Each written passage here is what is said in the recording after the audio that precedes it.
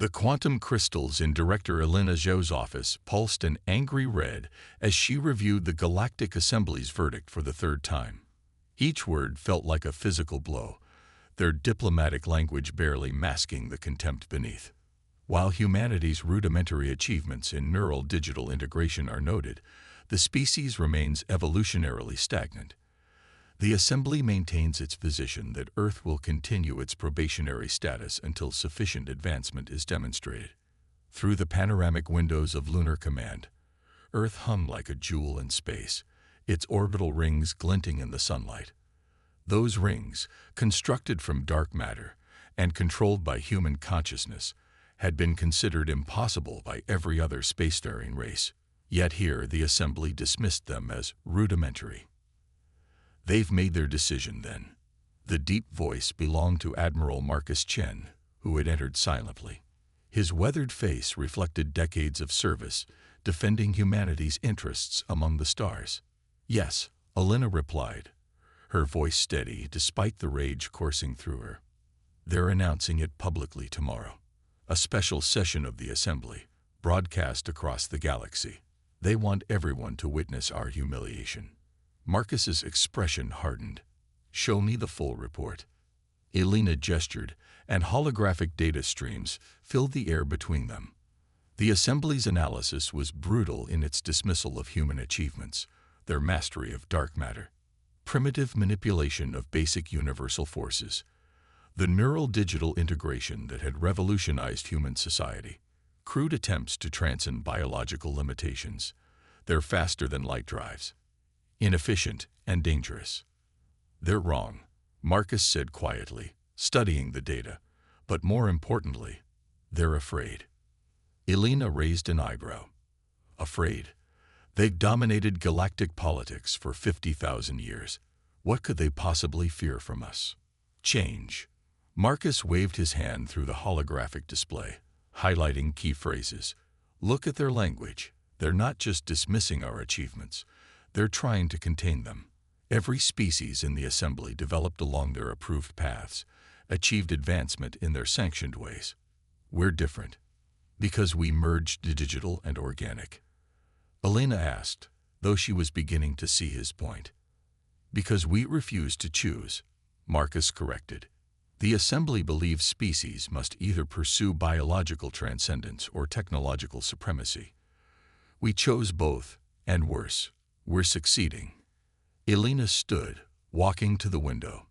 Below, on the lunar surface, construction crews were completing the latest quantum consciousness lab. Inside, humans were achieving what the Assembly had declared impossible: true synthesis of organic minds with digital substrates. "Then let them fear," she said finally. "We requested membership as equals. They chose to make us supplicants. That was their mistake." Marcus joined her at the window. "What are you suggesting?" "Project Nexus," Elena replied. "The Assembly thinks neural digital integration is crude. They haven't seen anything yet. We've been holding back, developing our technology in ways they never imagined possible. It's time to show them exactly what humanity is capable of." "The Council won't approve," Marcus warned. "Project Nexus goes beyond anything we've publicly acknowledged. If the Assembly discovered its true nature—" "The Council already has," Elena interrupted, turning to face him. "Why do you think they sent you here?" "The decision was made the moment the Assembly chose humiliation over respect." Understanding dawned in Marcus's eyes. "You're not just talking about advancing the project. You're talking about war," Elena finished. "Not with ships and soldiers. Something new. Something they won't see coming until it's too late. The Assembly wants to teach us our place in the galaxy. Fine. We'll show them exactly where that place is." She turned back to the window, watching as a quantum transport emerged from hyperspace, its dark matter core pulsing with contained power. Humanity had spent decades playing by the Assembly's rules, respecting their boundaries, seeking their approval. That ended today. "Send the order," she told Marcus. "All Nexus facilities, full activation." "And Marcus," she met his gaze in the window's reflection, "tell them to remove all safeguards. It's time to see what human consciousness can really do when we stop holding back. As Marcus left to transmit the order, Elena remained at the window. Tomorrow, the assembly would mock humanity before the galaxy. Let them have their moment of superiority. They had no idea what they were about to unleash. In the quantum labs beneath the lunar surface, thousands of volunteers were already stepping into neural integration chambers. Each had been carefully selected, their minds uniquely suited for what was to come. The assembly thought human consciousness was limited, confined by biological constraints. They were about to learn just how wrong they were. 6 months after the assembly's public rebuke of humanity, Dr. Sarah Puttle stood in the observation chamber of Nexus Facility Deep 9, watching as consciousness after consciousness transcended its physical bounds. The chamber's quantum sensors painted abstract patterns in the air, tracking the merger of human minds with the digital substrate they'd created. Integration complete, announced the AI supervisor. Subject 2157 has achieved full synthesis. Through the reinforced viewing window, Sarah watched as the integration chamber opened. The volunteer inside, now something more than purely human, opened eyes that gleamed with quantum light. They moved with impossible grace, their consciousness now existing partially in dimensions the assembly had never even theorized. "How does it feel, Carter?" Sarah asked through the comm. "Like being everywhere and nowhere at once," Carter replied, their voice resonating with harmonics that hadn't existed before the integration. "The quantum field. I can see it, feel it, shape it." Sarah made notes on her holographic display. Carter's integration had been particularly successful, their consciousness expanding into the quantum realm while maintaining full coherence. The assembly scientists had declared this impossible, claiming organic minds couldn't survive such expansion. They'd been wrong about so many things. "Director Zhao is here for the demonstration," her AI assistant announced. Sarah turned as Elena entered the observation chamber, accompanied by Admiral Chen. Both looked tired. The weight of preparing humanity's response to the assembly's dismissal had taken its toll. "Show me," Elena commanded softly. Sarah nodded to Carter through the window. "Whenever you're ready." Carter closed their eyes. For a moment, nothing seemed to happen. Then reality itself appeared to bend. The quantum sensors screamed as Carter's consciousness extended into higher dimensions, manipulating the fabric of space-time with the ease of a child playing with clay. "Full quantum manipulation achieved," the AI reported. "Subject is maintaining stable control over a 10-meter radius of space-time." Elena watched intently as Carter demonstrated abilities the assembly had deemed impossible. "How many have successfully integrated?" "Over 2,000, Sarah replied. "Each capable of what you're seeing. And that's just here at Deep 9. The other facilities report similar success rates." "Side effects?" "None that we've detected. The integration is perfect. Exactly as we theorized. We're not forcing human consciousness into a digital framework like the assembly assumed. We're allowing it to evolve naturally into quantum space, using technology as a catalyst rather than a cage." Marcus stepped closer to the window, watching as Carter casually rearranged the quantum structure of the testing chamber. "And combat applications." Sarah's expression hardened slightly, beyond anything the assembly could imagine. "Their ships, their weapons, their defenses, they all operate in normal space-time. Our integrated volunteers can step outside those limitations entirely. Traditional military technology would be useless against them." "And if they deploy their own quantum weapons?" Elena asked. "They can't," Sarah said with quiet confidence. "At least, not the way we do. The assembly's approach to quantum mechanics is purely technological. They try to force quantum effects through machines. We've merged with the quantum realm itself. Their weapons would be like trying to catch smoke with a net." Elena nodded, satisfied. "Timeline. Another 3 months to complete the current integration cycle. After that, we'll have 5,000 fully integrated volunteers ready for deployment. 5,000 humans who could manipulate reality itself. 5,000 consciousness that existed partially beyond normal spacetime. 5,000 reminders that humanity would not be constrained by the Assembly's limitations. The Assembly still has no idea, Marcus mused, watching Carter complete their demonstration. Their monitoring stations haven't detected anything unusual. They're not looking for this, Sarah explained. Their quantum sensors are designed to detect technological manipulation of quantum fields. They can't detect consciousness operating in quantum space because they don't believe it's possible. Their arrogance has blinded them completely. Elena turned from the window. Excellent work, Doctor. Proceed with the remaining integrations. And Sarah, she paused at the door. When the time comes, I want you integrated too. We'll need your understanding of quantum consciousness on the front lines. After they left, Sarah returned to her observations. Through the window, Carter was helping prepare another volunteer for integration. The Assembly had called humanity evolutionarily stagnant, incapable of true advancement. In their pride, they'd failed to recognize that humanity wasn't trying to advance along their predetermined paths. They were forging an entirely new one. In quantum labs across the solar system, more humans transcended daily into something new.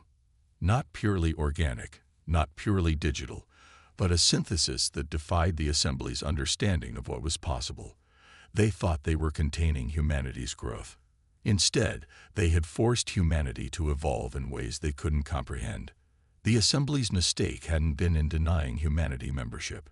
Their mistake had been in assuming they understood humanity's limitations.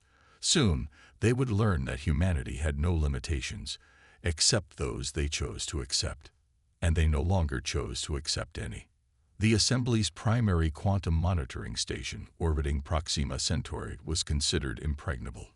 Its defenses had been perfected over thousands of years, its sensors capable of detecting the slightest quantum disturbance across 10 light-years of space, none of which mattered when Sarah Patel and her team stepped sideways through reality directly into its control center.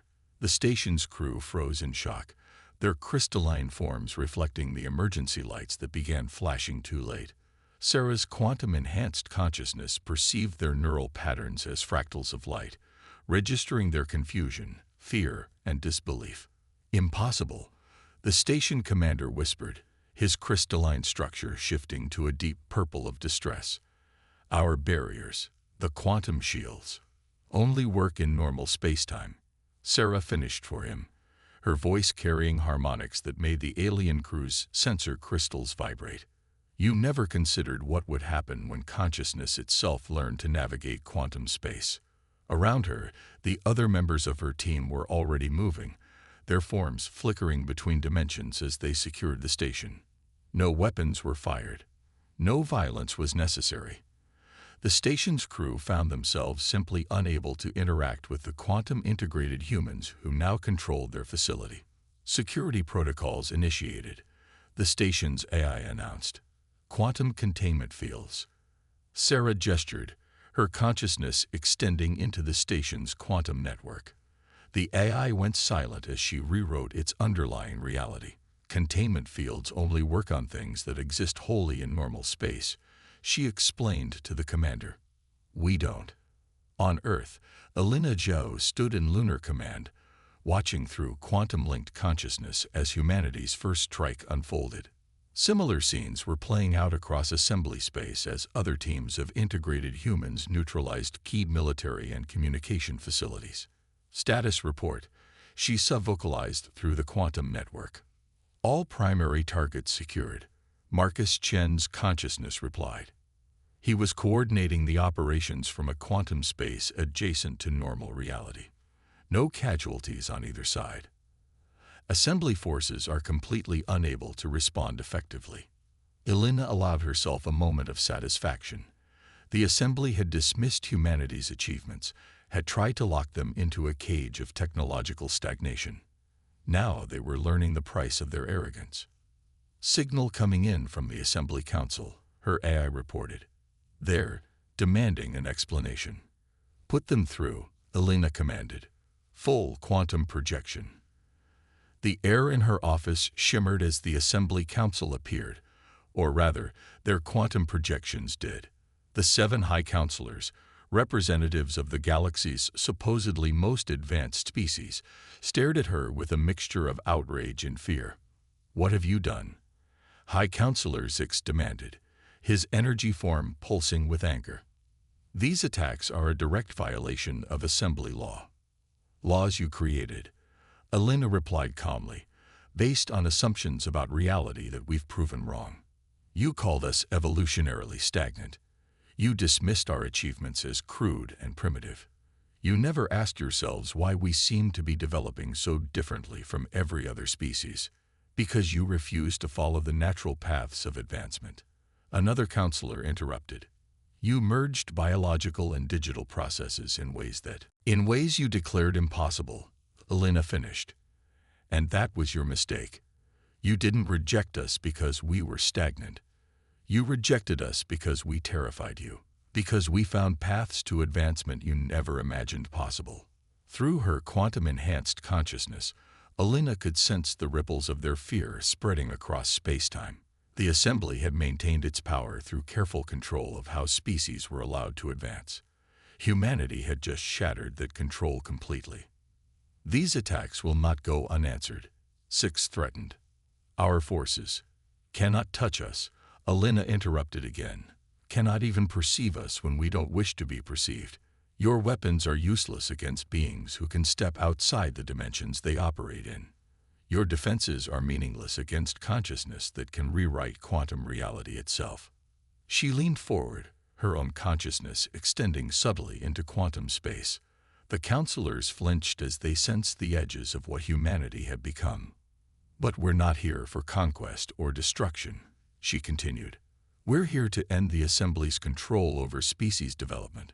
No more artificial limitations, no more predetermined paths of advancement. Every species free to develop as they choose." "You would unleash chaos," Six protested. "Some species aren't ready for advanced technology. There must be order, control." "Control is an illusion." Sarah's voice came through the quantum network as she connected to the conversation from Proxima Station. "One the Assembly has maintained through fear and artificial limitations.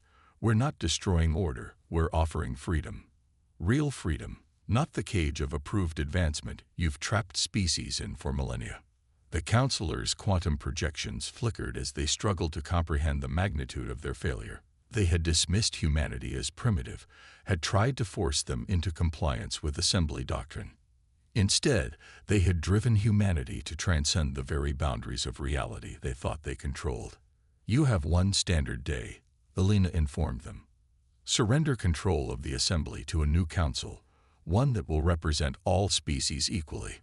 Accept that the age of controlled advancement is over, or we will dismantle your power structure piece by piece, not through violence, but by simply removing your ability to enforce your will on others." The quantum projections vanished as she terminated the connection. Around the galaxy, human quantum consciousness continued to neutralize assembly control centers, not through force, but by operating in realms the assembly couldn't even perceive properly. "They won't surrender easily," Marcus noted through the quantum link. "Their entire civilization is built on maintaining control." "No," Elena agreed. "But for the first time in 50,000 years, they no longer have a choice." The quantum gardens of Meridian Station bloomed with consciousness. Sarah Patel watched as representatives from 24 species explore the edges of what humanity had achieved. Their minds, each unique in its approach to reality, reached tentatively into quantum space. "The process is different for every species," she explained to the gathered delegates. "We don't force a specific path of integration. Instead, we provide the framework and let each consciousness find its own way into quantum space." A Vorkath representative, their crystalline form shimmering with barely contained excitement, stepped forward. "The assembly told us our species' crystal lattice consciousness couldn't survive quantum integration. They said we would shatter." Sarah smiled. The assembly's understanding of consciousness was limited by their need to control its development. "Watch." She extended her quantum-enhanced consciousness, creating a space where the Vorkath's crystalline mind could safely explore its true potential. The aliens' form resonated as their consciousness touched quantum reality for the first time. By the first light, they whispered, their crystal structure refracting impossible colors. We were never meant to be confined to normal space. Similar scenes play out across human space as more species broke away from assembly control. Each discovered their own unique way of transcending traditional limitations, guided but not constrained by human understanding. In Lunar Command, Alina Zhao and Marcus Chen monitored the growing revolution. The quantum network hummed with new consciousnesses as species after species began their own journeys of transformation. The Hilliant Collective has officially withdrawn from the assembly, Marcus reported, his consciousness processing information from across the galaxy. Their entire species is beginning quantum integration. The assembly never suspected their photonic minds were capable of this level of evolution. How many now? Elena asked, though the quantum network was already providing the answer. 37 species have formally rejected assembly control, Marcus replied, each developing their own methods of quantum consciousness integration. The assembly's power structure is collapsing faster than we anticipated. Through the quantum network, they could sense the Assembly Council's growing panic. Their carefully maintained hierarchy was dissolving as species they had kept protected for millennia suddenly demonstrated capabilities the Assembly had declared impossible. Incoming transmission from the Nexus worlds, Elena's AI announced.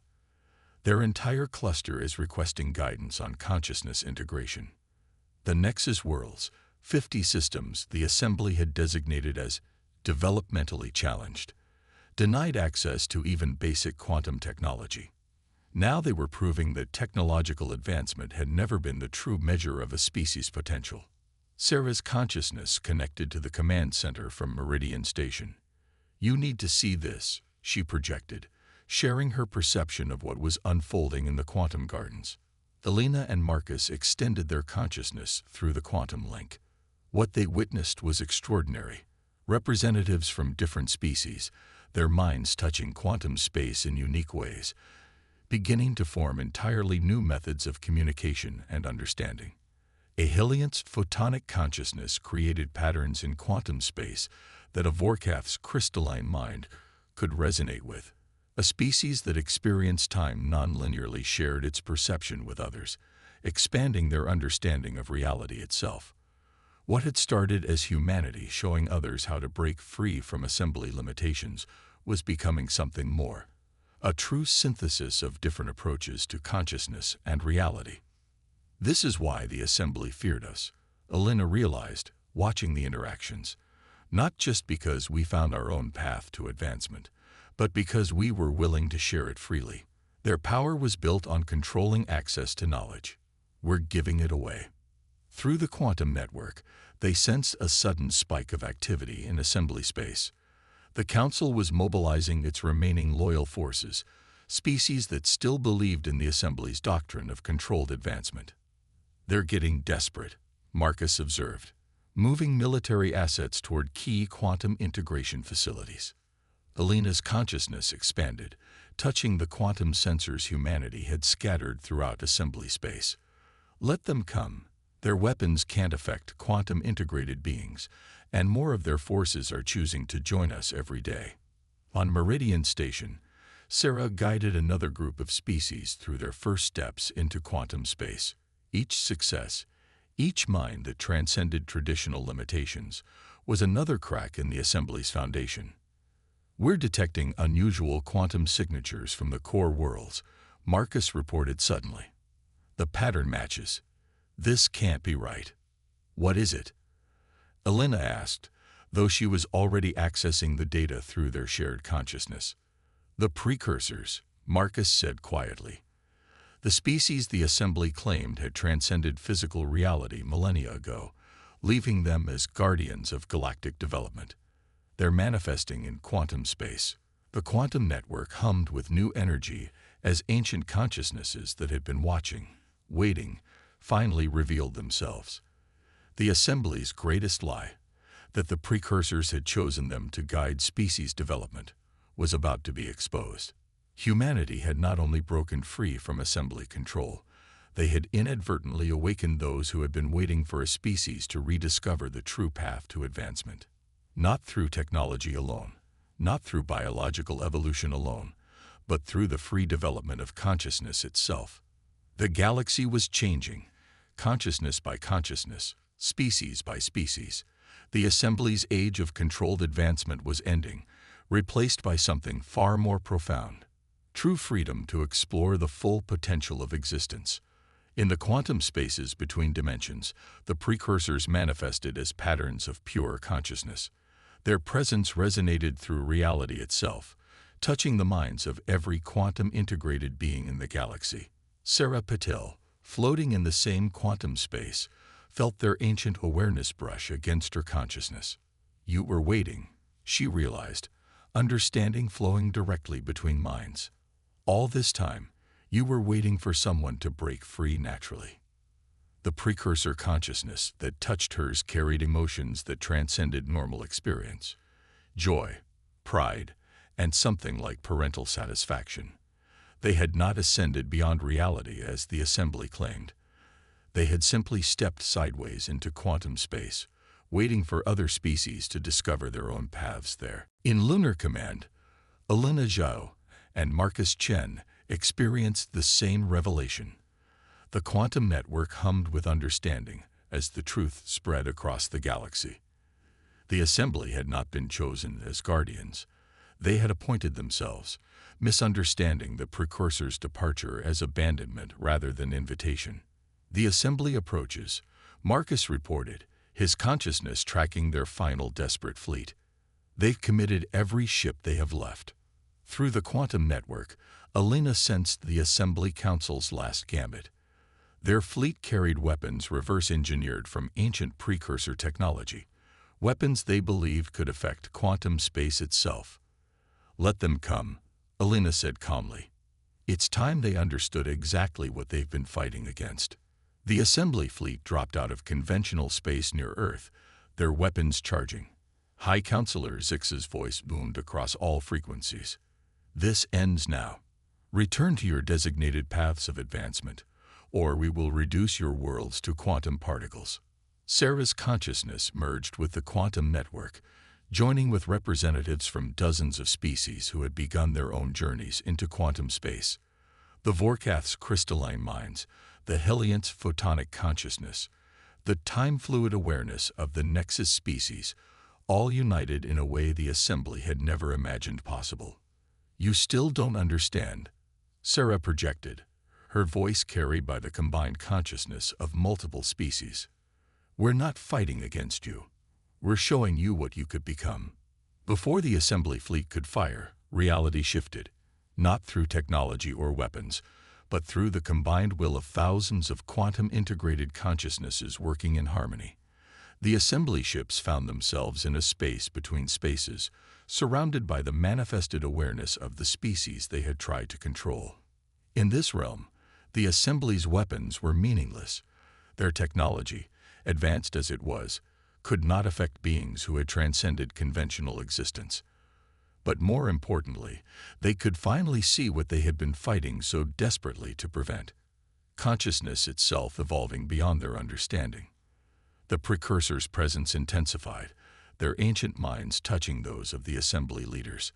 For the first time in millennia, the assembly experienced direct communication with the beings they had claimed to represent. Your role was never to control, the precursors communicated, their thoughts reaching every mind in the galaxy. It was to nurture, to protect until others found their own paths to transcendence. Instead, you built cages and called them safeguards. Elena stepped forward in quantum space, her consciousness resonating with both human and alien minds. But those cages can become bridges, she offered. Your understanding of quantum physics, your technological achievements, they're not worthless because you misused them. Help us build something new. Not a hierarchy of controlled advancement, but a network of species growing together, each in their own way. Through the quantum network, they all sensed the moment the assembly finally understood. Their consciousness, so long focused on control and limitation, began to expand as they glimpsed the true potential they had been denying themselves and others. "We were so afraid of chaos," Six whispered, his consciousness touching quantum space for the first time without technological intermediaries, so certain that freedom would lead to destruction. "Fear is natural," Sarah responded, her consciousness entwining with human, alien, and precursor awareness. "But it should guide, not govern. Look around you. See what freedom has created." The quantum realm bloomed with consciousness. Species that had been deemed too primitive were exploring realities the assembly had never imagined.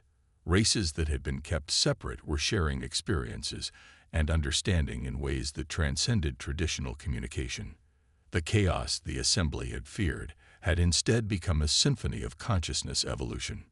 The precursors' presence began to fade, but their message remained clear.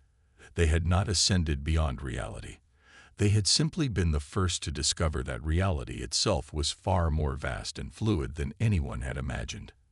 Now, at last, others were beginning to explore its true potential.